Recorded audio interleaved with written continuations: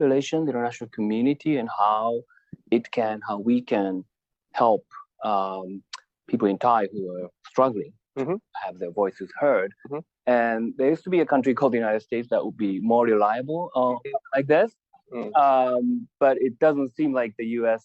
current regime is engaged in really outside politics too much, especially in Southeast Asia. The track record of President Trump is not that great in terms of engagement with Southeast Asia.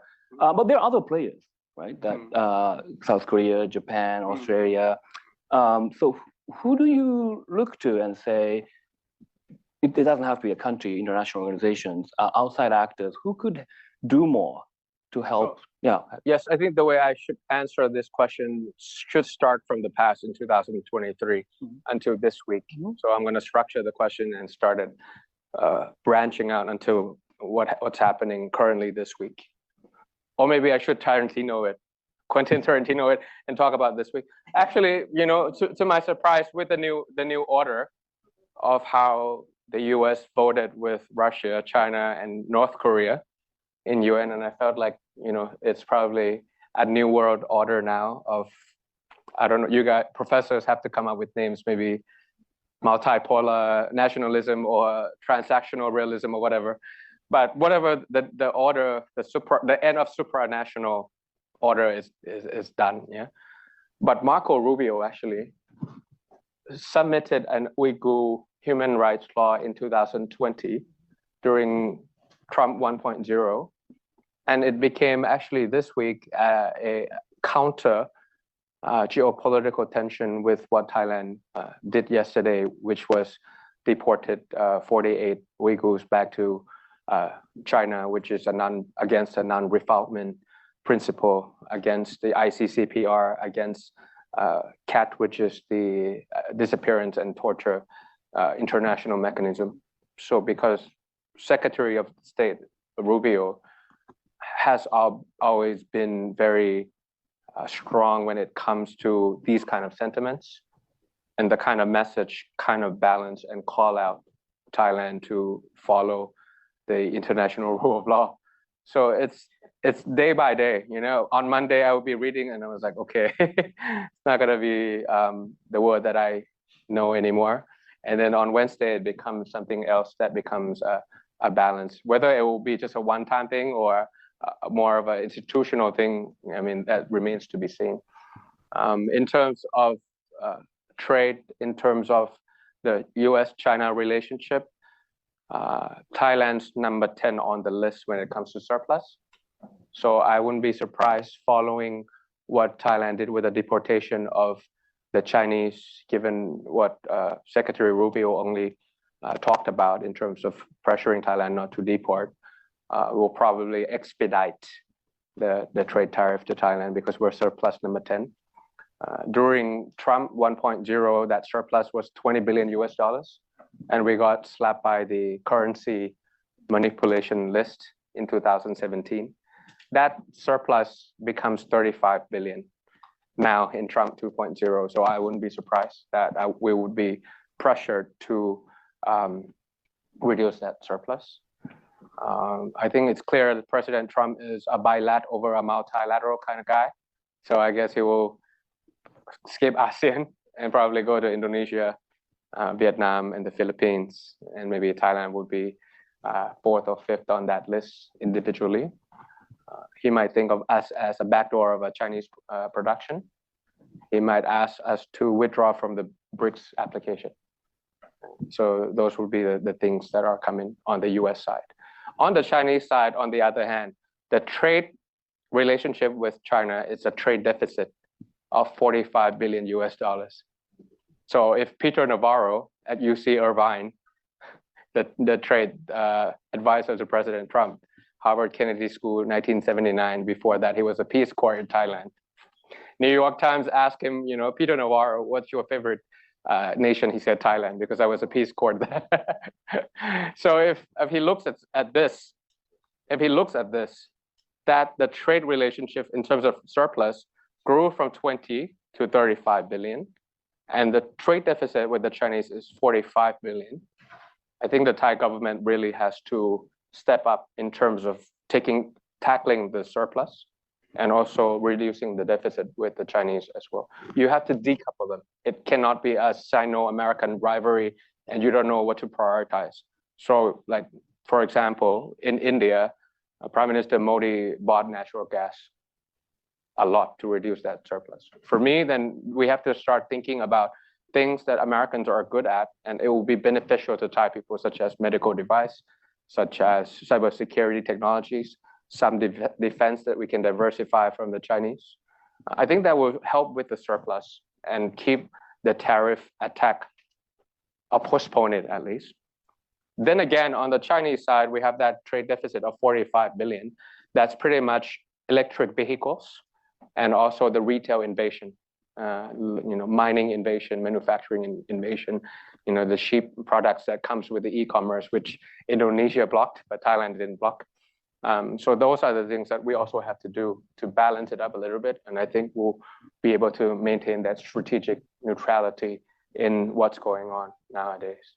Now back to 2023, when it comes to democracy, when I was still a prime ministerial designated or candidate, a lot of like-minded democracies helped. South Korea, Australia, Germany was very strong. A lot of them is because of the alliance that our party has with, different party-to-party relationship through what it's called progressive alliance, social democrats. So SDP, SPD, the Labour Party in Australia, Labour Party in New Zealand, and the like-minded democracies did speak up and did some quiet diplomacy to find a consensus for us. But, of course, different countries have different autonomy and you cannot intervene or you cannot interfere. Great. So final question from me. We speak a lot about democratic backsliding, democratic recession, and a lot of people here at the FSI are worried about it and do research on it. And it's really somebody like you who's fighting for democracy, used to be on the ground in Thailand, now from outside. And as you think about your path forward for your country, are there models that you kind of look to and say, this is a country that was on a troubling path going down in the democratic recession route, but kind of it closed that negative cycle and then became a functioning democracy? What other countries that you look to? Not absolutely, but like some parts of it. South Korea. Yeah. Obviously, what happened during the Olympics and two Kims, and finally, you become a high-tech and high-touch country, whether it's all those K-wave or defense and automotives and things like that. I think that happened when I was born. The GDP per capita of South Korea and Thailand were exactly the same in 1979. And because of the democratic experience that South Korea had, that kind of trial and error that allows creativity and innovation without the censorship of the military. That's why they have movies like how they have today. Because of that, then I also looked towards the South Korean experience. The relationship between various institutions in the such of constitutional monarchy. Also, Japan has some application that we can look at in certain ways. Sweden, Nordic countries, and whatnot. That a constitutional monarchy that allows politicians to reform while protecting the monarchy at the same time, because that was always our intention. Our intention was to reform the country while preserving monarchy and nothing else. Constitutional monarchy is the only way to go for Thailand, not absolute monarchy nor republic.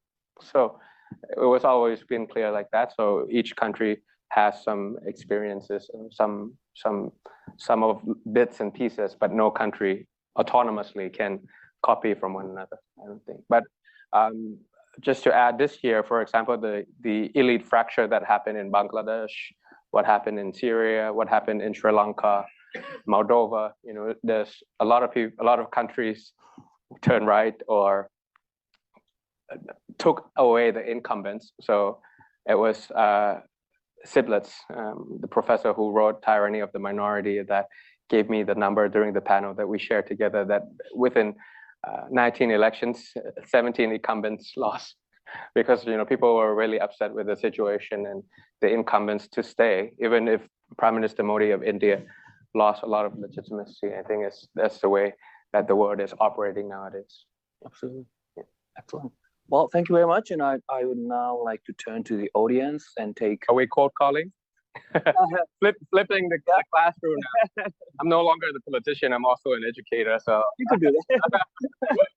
All right. So if you could raise your hands, we'll. How much time do we have? We have 45 minutes. Okay. So why don't we do this? We take rounds of questions. Yeah. Maybe 3 questions at a time and then answer. I think we can do 3 or 4 rounds even. Okay, you moderate it. Yep. And then we'll take from here. Prime Minister-elect Peter. My name is Andre from the GSB. So a bunch of us are actually in the late 20s and the beginning 30s, but we're struggling to orchestrate one day transition from the private sector to the public sector. Literally what's happening earlier this morning is my classmate was debating as to whether he should attend your talk or a talk with Howard Marks at the GSB. He decided to pick Howard Marks, the CIO, the founder of Oaktree Capital, because he said, I got to make money first. But so our questions is, you mentioned about how you made compromises with respect to financial situation and maybe with respect to values. What are tactical next steps that folks like us need to do post-school so that we could essentially enter the political sphere, both as a policymaker or politician, without making the mistakes that potentially other young politicians like yourself make? Thank you. Peter?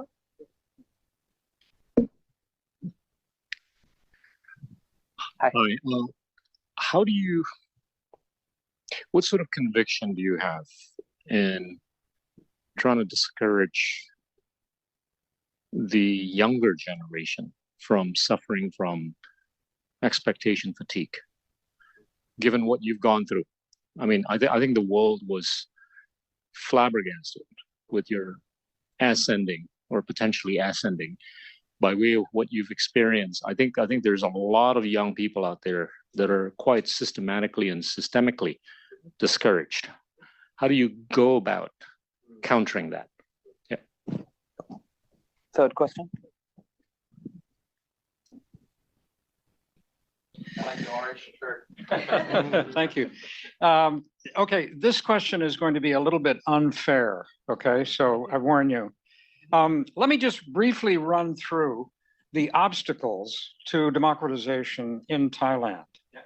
Lawfare, weaponization of ethics, voter suppression, gerrymandering, deportation, that's the Uyghurs, right?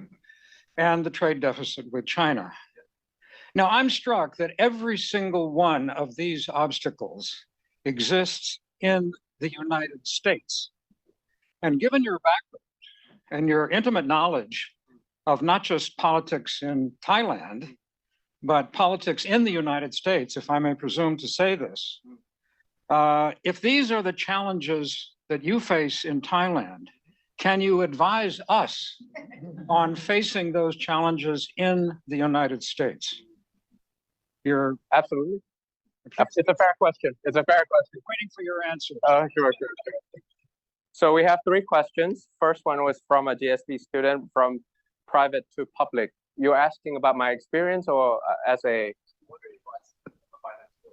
Okay, so for me, I started at the Boston Consulting Group and Merrill Lynch, and then I switched over to the public sector during the tsunami, when tsunami hit, and then I felt like public sector was much more intellectually curious than just maximizing shareholders' wealth or what the pricing or NPV value for this stock should be. I think the ex-investment banker understands what I'm talking about.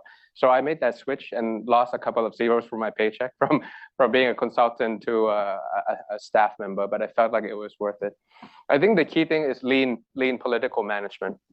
I mean, obviously, everybody has their own personal finances. I don't know if you have student debt and also what to do, what not, but obviously you have to make sure that you are comfortable to live for the next 5 years if you are not earning from a private sector. That's the most important thing. The spending. So how do you win elections without spending $5 million per district, because we spend like very little amount of the amount that our competitors spend.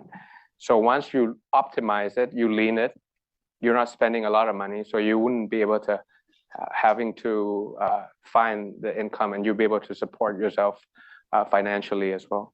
It's quite a hard thing. I was trying to look for a Bangkok governor, and a lot of people backed out because they asked me, what if I lose?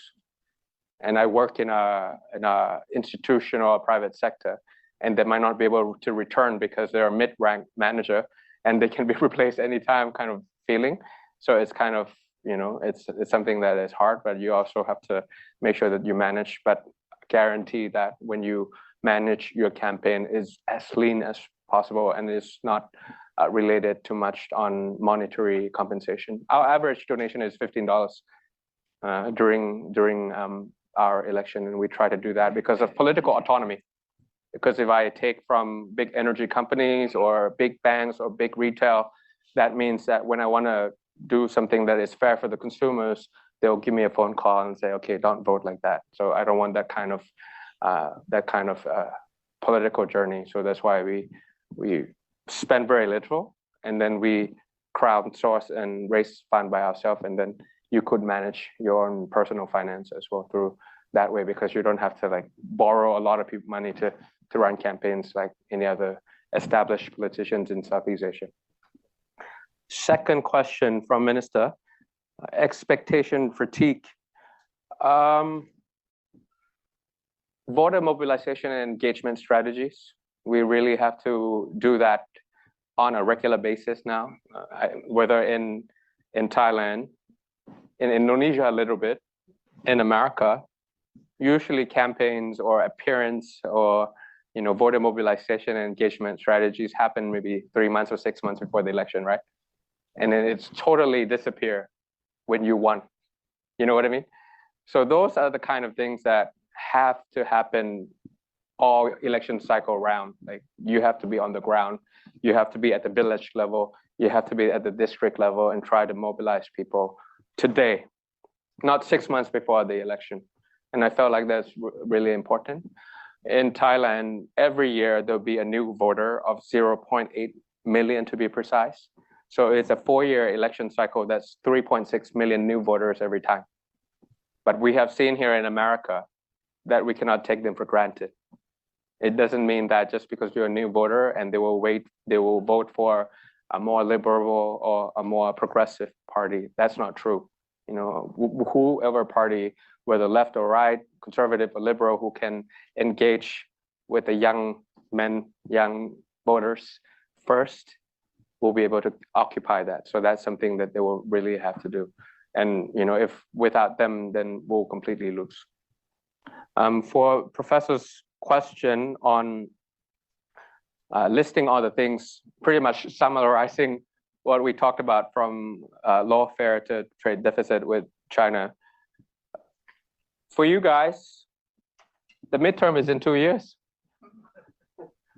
and it's Trump's second term.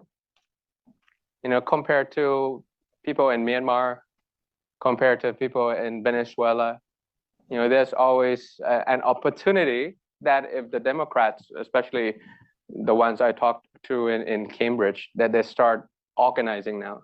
Don't panic, organize. And if you start doing that now by midterm, you can take back Congress. And then finally, you can make some census out of it. And then maybe with the next election cycle, you still have a chance that people in Myanmar cannot say, a chance that people in Venezuela cannot say, but you have that chance. So I think if you start doing it now for the mobilization and engagement strategies, I think there's still an opportunity for you to read this very quickly. I think that would be how I answer your question, Professor. Great. I'm going to go over there, see a few hands, and then I want to turn to question from webcast audience. So.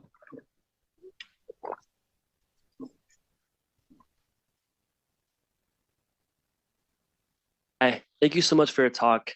I'm a senior here from Indonesia, and I have a few questions about what you think the younger generation cares most about in Southeast Asia, especially with regards to politics. given that there's a lot of things going on with climate change, AI, supply chains. I'm curious about what you think would be most impactful as a politician in order to get the young vote in Thailand. Thank you.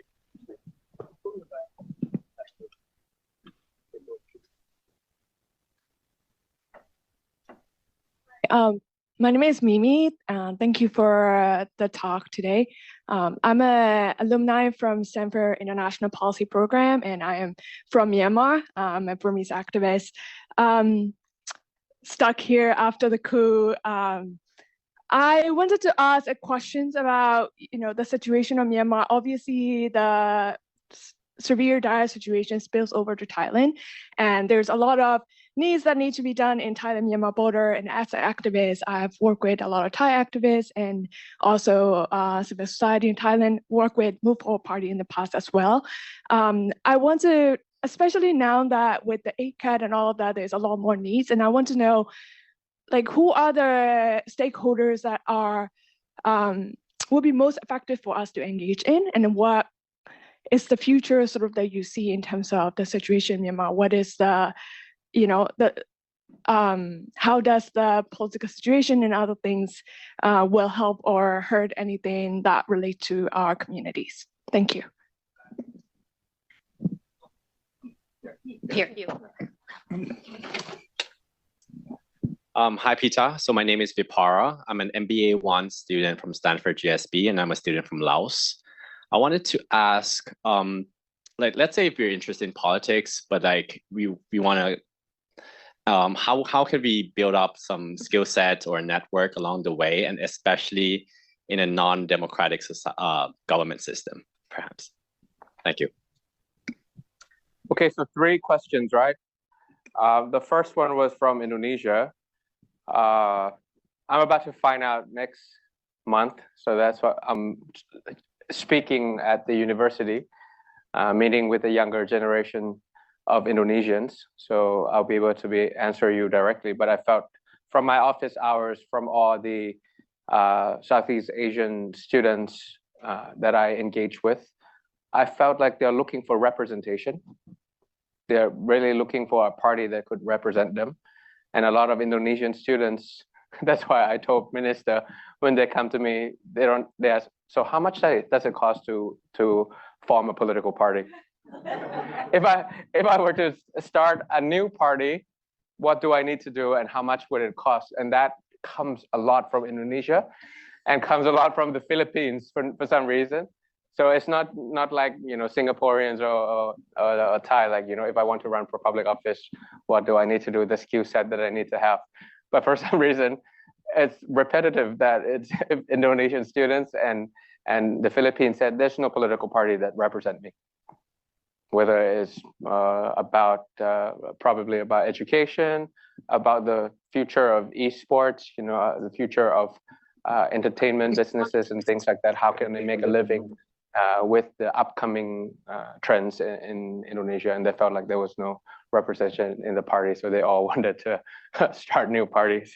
So I guess, the answer, a quick one, would be a representation that represented the youth within Southeast Asia. Question number 2 was about the situation in Myanmar. I think for Thailand, we have to justify to the Thais that what happened or what's happening in Myanmar matters to Thailand, that we are sharing the border of almost 3,000 kilometers. If Myanmar coughs, Thailand gets sick, whether it's through transboundary haze from corn burning, whether it's the scam operation that is going on right now. And if you don't intervene, or if you don't, find the right amount of pressure or incentive to make sure that the stakeholders in Myanmar get together, Thailand will have a problem, especially refugee management, the public health situation along the border. 2 years ago, I couldn't say this. People will say, you are a Thai politician. Why would you care about Myanmar? Just focus on taxpayers' money in Thailand. But now we're starting to have that kind of justification that Thais or my constituents would understand that I'm a Thai politician working for Thailand, and I have to fix the problem at the source, at the origin, not the byproduct of it. So it's becoming quite a thing now. It's too late though, because of 5-point consensus is a 5-point bullets now with what happened. If back in the days, it's been almost 4 years, February 1st, 3-4 years. If the ASEAN leaders at the time, including Thailand, had that kind of political will to turn 5-point consensus to 5-year roadmap through troika of leadership from Laos to Malaysia to the next country. It's alphabet order. I can't think of it now. But you know what I mean? There's some continuity of leadership and Thailand gets involved. I felt like we would have find the right amount of pressure and incentive and finally understanding comprehensive views of what the military is thinking, what NUG is thinking, what NLD is thinking, and all the 15 ethnic groups were thinking. But it's dead. It's pretty 5-point consensus is pretty much dead. And what's happening now is the Chinese, coming in because of the scam operation and the scam bosses being in. So we started to see some assistance or some support of the Chinese government inside Thailand, inside of Myanmar, some release of the scam victims in Philippines, in Indonesia, in Thailand, in Ethiopia, in South Africa, starting to do. Whether that's only a project, a transactional project from the Chinese side, it remains to be seen from now, whether it's only a one-time thing that they want to improve the reputation of the Chinese and they felt like, Malaysia couldn't do the job, Thailand couldn't do the job. It's been around for a long time after COVID, and it has to be the Chinese who takes care of this problem, which is something that we have to thank them for. But going forward in the future, because ASEAN couldn't get it together for so many years, and maybe it has to be some other country, some major superpower that gets inside and intervene, especially on the, not so much on the Pacific Ocean side, but on the Indian Ocean side, where there's gas pipelines all the way to Yunnan from Bengal, Gulf of Bengal, and 4 or 5 years is not enough. Finally, a way to get to the Indian Ocean through Myanmar, through Pakistan. It's something that might be a long term, but I'm not accusing them. So it remains to be seen whether that's the case or not. But it's very much clear that from all the frontier states in Myanmar, whether it's Thailand, India, or China, the Chinese are stepping up, which is a good thing for the scam operation. But whether it's a transactional thing or something that is larger than that, that remains to be seen at the moment, especially after President Trump 2.0 as well. Whether it will be a geopolitical competition, for example, that's something that we have to wait and see. A student from Laos, you were asking about, can you remind me once again? It was about how to navigate your political journey. Yeah. Perhaps, yeah. Come on, man. First thing is, society. Sorry, I'm getting cramps. So I'm standing up and it's hot. First thing you gotta be decisive first, whether it's a yes or a no, maybe. But I think in Southeast Asia, and if you want to run for public office, the first thing you have to do is you have to find a pain point that you want to fix. Whether in private sector or in a public sector, if you find that kind of pain point that you are focused about, that you are passionate about, you would be able to run for public office. If it's like about you are passionate about the Mekong River management, transboundary water management, environmental. ไม่เหมือนเดิมแล้วเราจะชนะได้คือมีอยู่3อย่างอันที่1เราต้องขยันกว่าอันที่2เราต้องแม่นกว่าและอันที่3เราต้องเร็วกว่าแม่นกว่าขยันกว่าแล้วก็เร็วกว่าอันนี้คือจุดแข็งของพวกเรา